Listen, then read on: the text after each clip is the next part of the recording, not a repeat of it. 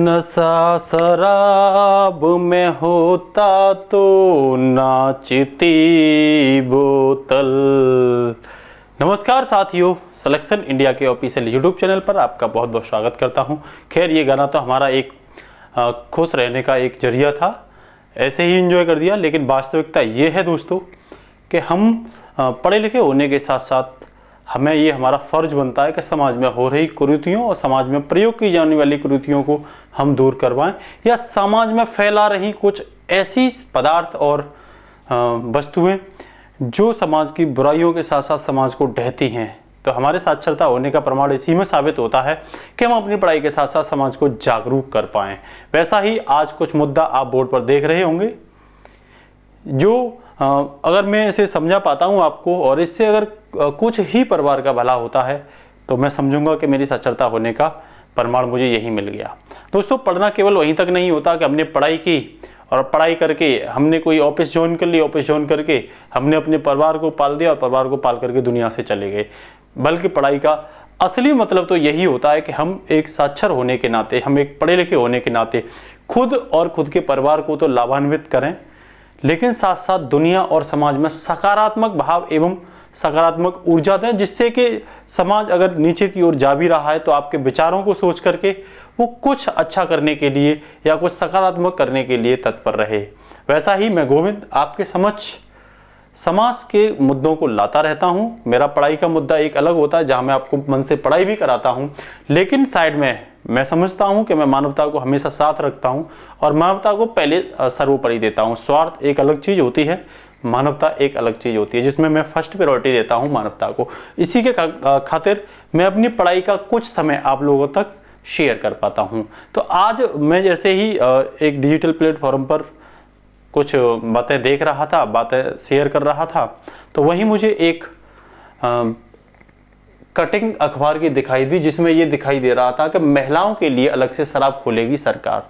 ये पढ़ते ही एकदम से दिमाग में ऐसी बात आई दोस्तों, दिमाग अंदर से हिल गया। क्यों हिल गया कि आए दिन हम विभिन्न रिपोर्टों, जो WHO की रिपोर्ट या विभिन्न सरकारी रिपोर्टों में ये पढ़ते रहते हैं कि शराब दुनिया को अंदर से खोखला कर रही है, आर्थिक रूप से, सामाजिक रूप से, और उनकी संस्कृति में विष घोल रही है।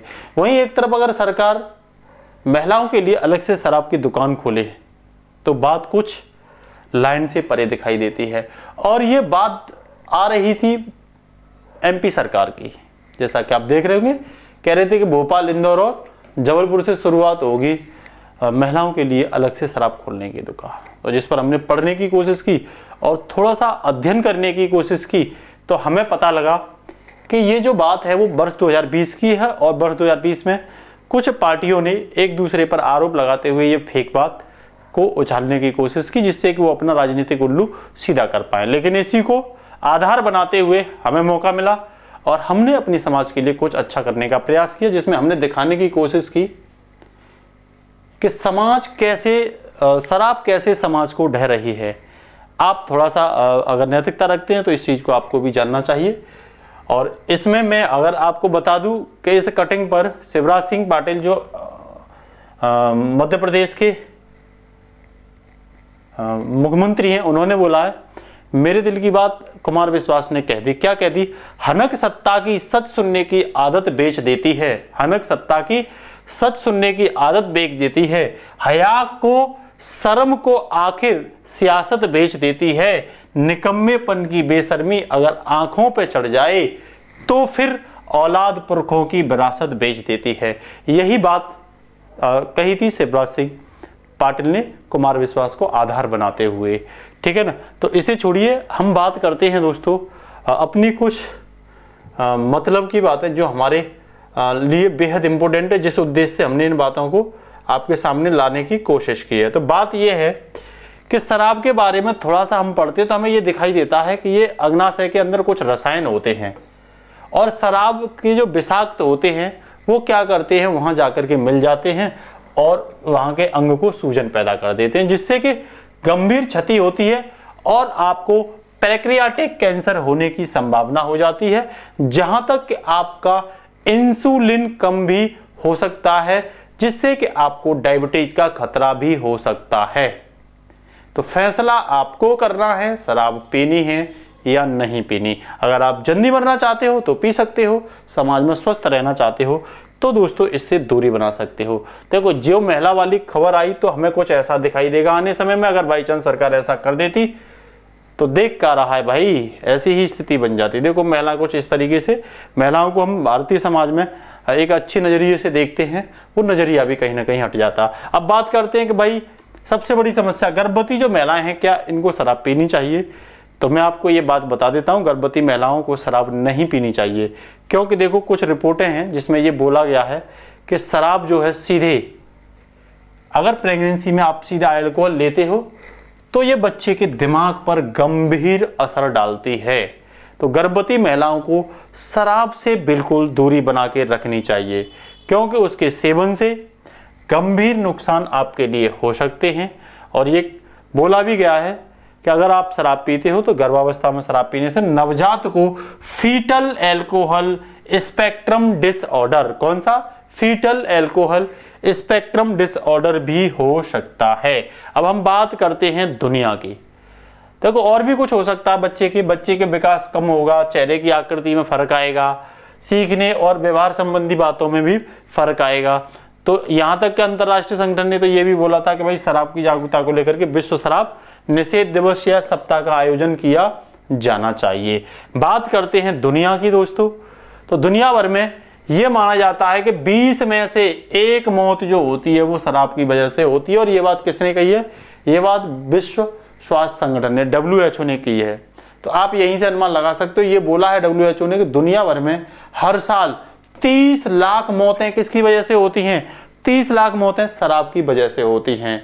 तो मेरे प्यारे भाइयों और साथियों और जितने भी मिलने वाले हो, बस यही रिक्वेस्ट करता हूं कि शराब और अन्य जो स्मोकिंग से संबंधित चीजें होती हैं उनसे दूरी बना के रखिए। ये आपके स्वास्थ्य, आपके परिवार और आपकी समाज और आपके विश्व के लिए ही क्या होगा?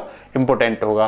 देखो WHO ने क्या बोला है कि शराब की वजह से 30 लाख तो लोग मारे जाते हैं, और ये मौतें एड्स, हिंसा, सड़क दुर्घटना से भी क्या हैं, उनके आंकड़ों को भी जोड़ लिया जाए तो उनसे भी ज्यादा। खासतौर पर इसमें मरने वालों की संख्या जो होती है वो दोस्तों पुरुष होते हैं। कौन होते हैं? पुरुष होते हैं। अगर मैं आपको नेक्स्ट रिपोर्ट बताऊं तो देखो भारत की स्थिति को अगर आप देखोगे तो 2.6 लाख मौत भारत में इसी वजह से होती है, शराब की वजह से। इनमें कई समस्याएं होती हैं, जैसे कैंसर की समस्या, लीवर की समस्या, नशे में ड्राइविंग के दौरान समस्या, रोड एक्सीडेंट, ठीक है ना। तो एक डॉक्टर भी हैं, डॉक्टर पवन चतुर्वेदी, इन्होंने बोला भी है कि अगर तुम नियम फॉलो नहीं करते तो प्रत्येक आपकी जो शराब पीने की लीगल एज लिमिट है वो 25 वर्ष से ही रह जाएगी। तो आप ये अनुमान लगाइए कि जब से ये नशीले पदार्थ मनुष्य के जीवन में आए हैं, निरंतर उसकी जीवन प्रत्याशा क्या होती चली जा रही है? घटती चली जा रही है। वहीं मैं बात करता हूं दोस्तों, देश में 16 करोड़ लोग शराब पीते हैं, जिनमें 6 करोड़ लोगों को इलाज की जरूरत है। अब आप ये बताइए, शराब पीने वाले 16 करोड़ में 6 करोड़, आप कह सकते हो 35% लोग तो इस अवस्था में है कि वो तुरंत उनको इलाज की जरूरत है। तो आप मुझे ये बताइए, शराब से होने वाला क्या फायदा है? समाज बुरी तरीके से अस्वस्थ है, जिनमें 35% को आज भी किसकी आवश्यकता है? आज भी दोस्तों इलाज की आवश्यकता है। और ये बोला है नई दिल्ली सरकार ने कि 10 से 75 वर्ष की आयु के लगभग 15% लोग भारत में शराब पीते हैं, जिनमें टॉप पर छत्तीसगढ़ है, त्रिपुरा, पंजाब और अरुणाचल प्रदेश और गोवा। यहाँ सबसे ज्यादा क्या पी जाती है? शराब पी जाती है। तो ये बोल रहे हैं। एक रिपोर्ट और है जिसमें ये बोला गया 6000 लोग प्रतिदिन किससे मरते हैं? ध्यान रखना, 6000 लोग दुनिया में प्रतिदिन शराब की वजह से मरते हैं, और ये मरने वालों की संख्या सबसे ज्यादा है। और वो कह रहे हैं हर साल 30,000 कैंसर पेशेंट शराब की वजह से ही मरते हैं। कह रहा है 4 में से 3 तो पुरुष ही शराब के शिकार होते हैं, और 25% कौन होती है? महिला शराब का शिकार होती हैं। तो आपको यहाँ बचने की आवश्यकता है। 2020 की एक रिपोर्ट और है दोस्तों, वो रिपोर्ट ये बता रही है कि शराब और कैंसर के बीच साफ कनेक्शन दिखाई देने लग रहा है, कि अब अधिकांश जो कैंसर बन रहे हैं वो शराब पीने की वजह से ही बन रहे हैं। और ये केस सबसे ज्यादा कहां पे नोट किए गए हैं? तो अमेरिका में किए गए हैं। कह रहे हैं 7.5 लाख मामले केवल कैंसर के शराब के सेवन की वजह से ही हो रहे हैं। तो आपको अपने आसपास के सभी भाइयों को जगाने की क्या है, आवश्यकता है। कह रहे हैं शराब से लगभग शरीर में 200 तरह की बीमारियां बनती हैं। कितनी, आप पढ़ सकते हो, कोई ये मैं फेंक नहीं रहा हूं, ये रिपोर्टें हैं। शराब से लगभग 200 तरह की बीमारियां बनती हैं। कह रहा है लीवर सिरोसिस, कई तरह के कैंसर और भी बहुत सारी बीमारियां इसकी वजह से बनती हैं। आप देखो, ये देख रहे होंगे, वो कह रहा है कैंसर के 75% मामले, अगर 100 व्यक्तियों को कैंसर है, उनमें 75 जो मामले हैं वो शराब की वजह से पुरुषों में देखने को मिलते हैं, क्योंकि शराब पीते ही पुरुष ज्यादा हैं।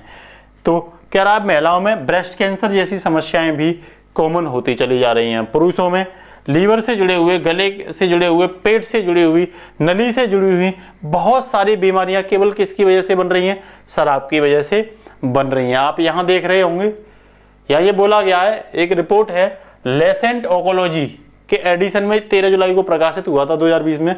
उसने ये बताया था कि 4% मामले अकेले एल्कोहल के कारण बढ़े हैं। शराब के सेवन से कैंसर अधिकांश लोगों में देखने को मिल रहा है। कह रहा है जिन्होंने एक दिन में 2 या 2 से ज्यादा ड्रिंक ली है, तो पूरी दुनिया में ऐसे लोगों की संख्या लाखों है, जिनमें अधिकांश को कैंसर जैसी समस्या कहीं ना कहीं देखने को मिलती है। दूसरी बात अगर मैं कहूं तो एक रिपोर्ट है जिसमें एक्सपर्ट ये बोलते हैं कि आनुवंशिक रूप से कैंसर के बढ़ने का खतरा 5 से 10% ही होता है, लेकिन इसके अलावा स्मोकिंग, एल्कोहल, मोटापा या खराब लाइफस्टाइल या खराब खान पान की वजह से कैंसर बढ़ना उसकी सबसे बड़ी वजह है। तो आप ये देख लिए, जेनेटिकली कैंसर केवल 4 से 5% बढ़ता है। उसके साथ साथ जो हमारी खराब लाइफस्टाइल है, हमें स्मोकिंग करने की जो आदत है, हमें शराब पीने की जो आदत है, हमें मोटापा बढ़ने की जो आदत है, ये हमारे शरीर में कैंसर क्या बनती चली जा रही है, कारण बनती चली जा रही है। तो ये अब आपको तय करना है कि ये जो शराब है आपके लिए कितना इंपॉर्टेंट है। मुझे बस यही बताना था दोस्तों कि ज़्यादा से ज़्यादा आप साक्षर हैं, आप साक्षर भी नहीं हैं तो लोगों को जागरूक कर सकते हो शराब से बचने के लिए। जहाँ शराब है वहाँ शिक्षा नहीं है, जहाँ शिक्षा है वहाँ शराब नहीं है। तो आपको तय करना है, शराब भला कर सकती है देश का या दुनिया का, या शिक्षा भला कर सकती है देश का या दुनिया का।